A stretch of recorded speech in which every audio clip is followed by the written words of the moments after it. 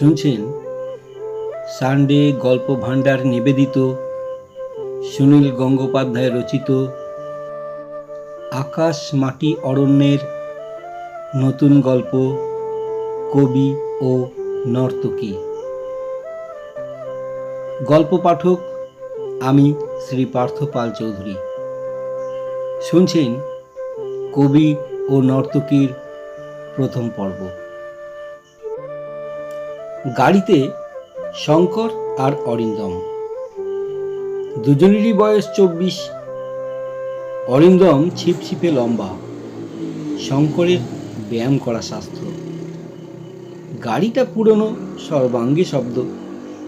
চালাচ্ছে শঙ্কর। অরিন্দম বলল, তুই লাল আলো অগ্রাহ্য করে চলে যেতে পারিস না?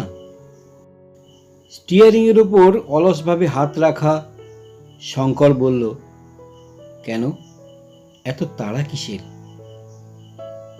তাড়ার জন্য নয়, তুই পারিস কিনা বল।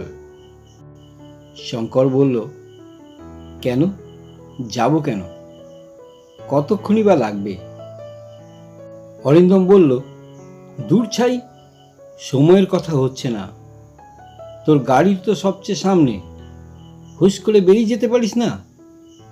ধারে কাছে তো পুলিশও নেই।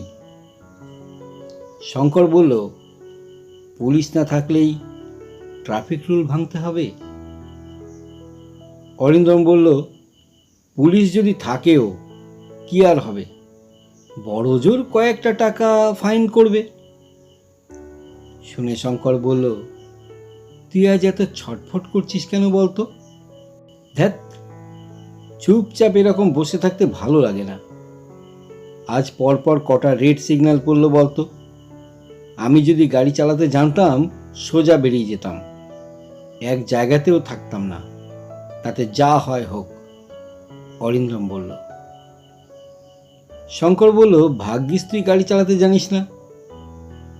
অরিন্দম বলল, শোন, আজ অনেক জায়গায় ঘুরবো, অনেকক্ষণ। ডায়মন্ড হারবার যাবি? শঙ্কর এবার ঘাড় ঘুরিয়ে তাকালো অরিন্দমের দিকে, হাসলো খানিকটা প্রশ্রয়ের হাসি। বলল, গাড়িতে বেশি তেল নেই। তাছাড়া এই বৃষ্টি বাদলার মধ্যে কোথায় ঘুরবো রে? রিস্কি। চল কোথাও বসি, একটু চা খাই। অরিন্দম বলল, না। শঙ্কর বলল, তাহলে চল নিখিলের কাছে যাই, আড্ডা মারা যাবে। অরিন্দম বলল, দূর, আজ আমার খুব বেড়াতে ইচ্ছা করছে, তোকে বললাম না সকালেই। শঙ্কর বলল, কেন, আজ এরকম চাঞ্চল্য কেন? অরিন্দম বলল, আজ যে আমার জন্মদিন। জুলাই মাসের 7 তারিখ, 1972 সাল, শুক্রবার। সকালের দিকে খুব একচোট বৃষ্টিও হয়ে গেছে। আবার যে কোনো সময় হবে, কেননা আকাশে যথেষ্টই মেঘ। বিশেষত পশ্চিম গগন একেবারে নিবিড় কালো। পূব দিকে হালকা সাদা মেঘ, সেখান থেকে এসছে সাময়িক আলো। অনেক রাস্তায় জল জমে আছে, তারই মধ্যে বাসে ট্রামে অফিস যাত্রীর ভিড়। শতকরা 50 জন লোক বৃষ্টি না হলে আকাশের দিকে কখনো তাকায় না। বৃষ্টির পর মানুষের অবস্থা কাহিল। বেড়াল ও কাকের কাছাকাছি, কিন্তু গাছপালার দিকে তাকাতে ভালো লাগে। সবুজ রং এই সময় চোখ জুড়োয়। ময়দান এলাকায় সৃষ্টির দৃশ্য এখন সমুজ্জ্বল। মহারানীর স্মৃতিভবনটি স্নান সিক্ত ধপধপে সাদা। কৃষ্ণপরীটি মনে হয় এক্ষুনি উড়ে যাবে। বৃষ্টির ঠিক আগে মেঘলা আকাশের নিচে পৃথিবীতে যেরকম আলো ছড়িয়ে থাকে, সেই আলোর ঠিক বর্ণনা কোনো ভাষায় নেই। অরিন্দমের আজ জন্মদিন। যুবা বয়সে কোনো পুরুষ মানুষ সাধারণত জন্মদিন নিয়ে বাড়াবাড়ি করে না, কিন্তু অরিন্দম ছেলে মানুষের মতন নিজের জন্মদিনটা ভালোবাসে। নির্লজ্জের মতন সবার কাছে ঘোষণা করে। অবশ্য জন্মদিনে অরিন্দমের কপালে কেউ চন্দনের ফোঁটা পড়াবে না, পায়েস রেঁধেও খাওয়াবে না। অরিন্দম শুধু আজ অফিস থেকে ছুটি নিয়েছে এবং সকালবেলা তার ঘনিষ্ঠ বন্ধু শঙ্করকে নিয়ে বলেছে, চল আজ কোথাও বেরিয়ে পড়ি। শঙ্কর বলল, তোর আজ জন্মদিন, সে কথা আগে বলিসনি কেন? বাহ, তোর বাড়িতে গিয়েই তো বললাম, অরিন্দম বলল। শঙ্কর বলল, তাহলে সেলিব্রেট করা যাক। কি করা যায় এখন? অরিন্দম বলল, ঘুরে বেড়ানো, অনেকক্ষণ ধরে। শঙ্কর বলল, জন্মদিনের কথাটা তোর বেশ মনে থাকে তো? অরিন্দম বলল, মনে থাকবে না কেন? অনেকে সাদামাটা ভাবে বেঁচে থাকে। আমি যে এই পৃথিবীতে জন্মেছি সেজন্য আমি গর্বিত। শঙ্কর বলল, আমার তো নিজের জন্মদিনের কথা মনেই থাকে না। অরিন্দম বলল, পৃথিবীতে লক্ষ লক্ষ কোটি কোটি মানুষ জন্মাচ্ছে, সবার জীবনের তো আর বিশেষত্ব থাকে না। কিছু কিছু মানুষের জন্মদিনের কথাই লোকে মনে রাখে। এলগিন রোডের কাছে শাঁখ ঘুরিয়ে শঙ্কর বন্ধুর দিকে তাকালো। একে নিয়ে আর পারা যায় না।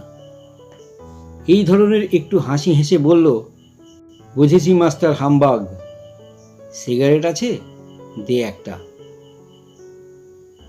পকেট থেকে সিগারেটের প্যাকেট বার করলো অরিন্দম, কিন্তু তার কাছে দেশলাই নেই।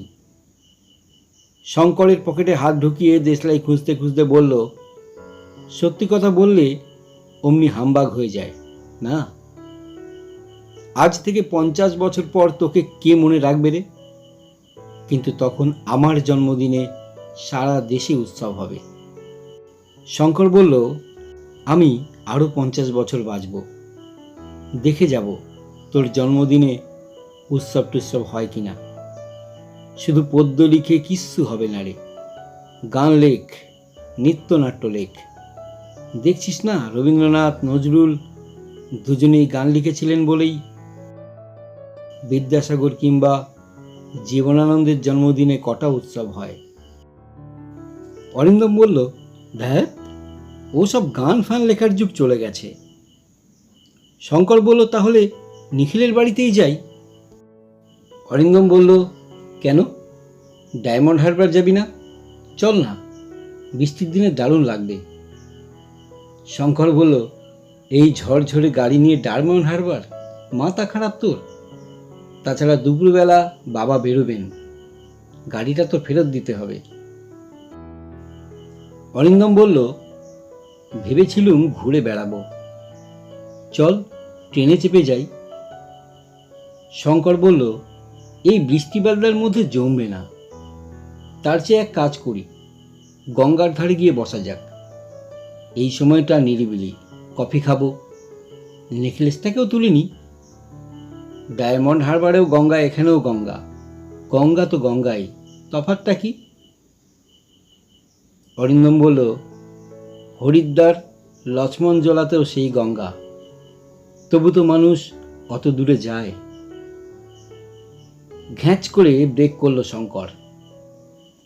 একটা অল্প বয়সী ছেলে একেবারে সামনে এসে পড়েছিল। রাস্তার লোক একেবারে হা হা করে উঠেছে, কিন্তু লাগেনি ছেলেটার। উঠে দাঁড়িয়েছে ভ্যাবাচাকা মুখে। অরিন্দম তার দিকে তাকিয়ে কর্কশ গলায় বলল, কি মরার শখ হয়েছিল, হ্যাঁ? ভিড় কাটিয়ে শঙ্কর আবার আস্তে আস্তে গাড়ি চালাচ্ছে। একটু দূরে এসে বলল, ওরকম ভাবে বলিস না, ও মরলে আমাদেরও প্রাণে বাঁচতে হতো না। অরিন্দম বলল, বলবো না? ইডিয়েটের মতন দৌড়ে এসে রাস্তাঘাট দিয়ে হাঁটতেও শেখেনি বেশিরভাগ লোক। শঙ্কর বলল, ও কথা আর কোনোদিন চেঁচিয়ে বলিস না, প্যাদানি খাবি। রাস্তাঘাটের অবস্থা দেখছিস না, লোক ঘিস ঘিস করছে, লোকের হাঁটারই জায়গা নেই, তার মধ্যে আবার এত গাড়ি। লোকে যে আজকাল কথায় কথায় গাড়িওয়ালা মানুষদের উপর এত রেগে যায়, সেটাকে ঠিক অন্যায় বলা যায় না। অরিন্দম বলল, আমি ওসব বুঝি না। আমার আজ অনবরত ঘুরতে ইচ্ছা করছে, একটুও থামতে চাই না, তার মধ্যে এইসব ঝামেলা। শঙ্কর বলল, অরিন্দম, তোর আজকাল বড্ড অহংকার হয়েছে। অরিন্দম হা হা করে হেসে উঠল, বলল, কবিদের একটু অহংকার না থাকলে মানায় না। আমার স্বভাবটা কিরকম জানিস? আমি যখন রাস্তা দিয়ে পায়ে হেঁটে যাই, তখন সমস্ত গাড়িওয়ালা লোকদের উপর আমার রাগ হয়। আমার মনে হয় মোটর গাড়ির উচিত সবসময় পায়ে হাঁটা মানুষদের সমীহ করে চলা। কোনো গাড়ি যদি আমার গা ঘেঁষে যায়, কিংবা জোরে হর্ন বাজায়, কিংবা কাদা ছেটকায়, তাহলে এত রেগে যাই যে, আবার যখন কারোর গাড়িতে বা ট্যাক্সিতে চেপে ঘুরি, তখন রাস্তার লোকদের বেসামাল হাঁটাচলা দেখলে ঠিক একই রকমের রাগ হয়।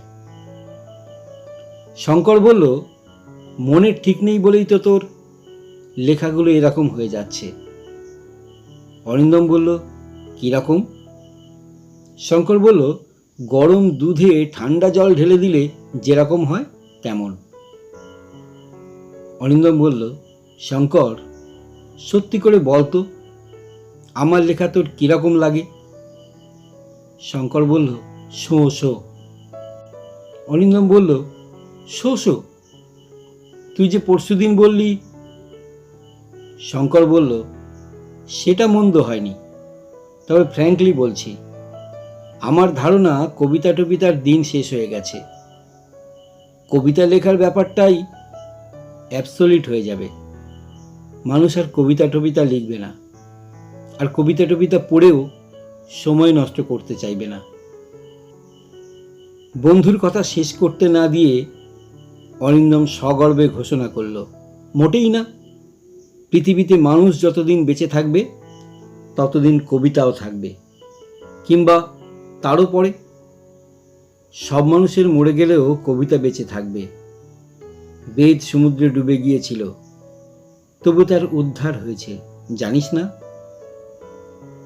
শঙ্কর বলল, কিন্তু কজন বেদ পড়ে? সবাই শুধু নামই শুনেছে। বেদ নামে একটা মহামূল্যবান বই আছে, কিন্তু পড়ে দেখে কেউ? তেমনি দেখবি আর কিছুদিন বাদে সবাই জানবে রবীন্দ্রনাথ ঠাকুর খুব বড় কবি, কিন্তু কেউ আর পড়বে না। অরিন্দম বলল, তোর কি মাথা খারাপ হয়েছে?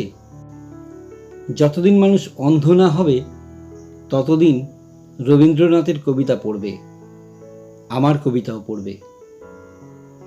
শঙ্কর বলল, মাথা খারাপ আমার না তো। অরিন্দম বলল, তুই ঠিক করে গাড়ি চালাতো। শঙ্কর বলল, ঠিকই চালাচ্ছি। কবিতা লিখে সময় নষ্ট, এনার্জি নষ্ট। নিজের পয়সায় বই ছাপতে হয়, কেউ কেনে না, আমিও সব জানি। অরিন্দম বলল, বাজে বকিস না। শঙ্কর বলল, তুই কবিতা লিখিস কেন? অরিন্দম বলল, আমি আনন্দ পাই। কবিতা লিখে আমার এমন এক অদ্ভুত ধরনের আনন্দ পাই, যার স্বাদ তোরা জীবনেও পাবি না। শঙ্কর বলল, আবার সেই অহংকার? অন্যরা কিসে আনন্দ পায় তুই তার খবর রাখিস?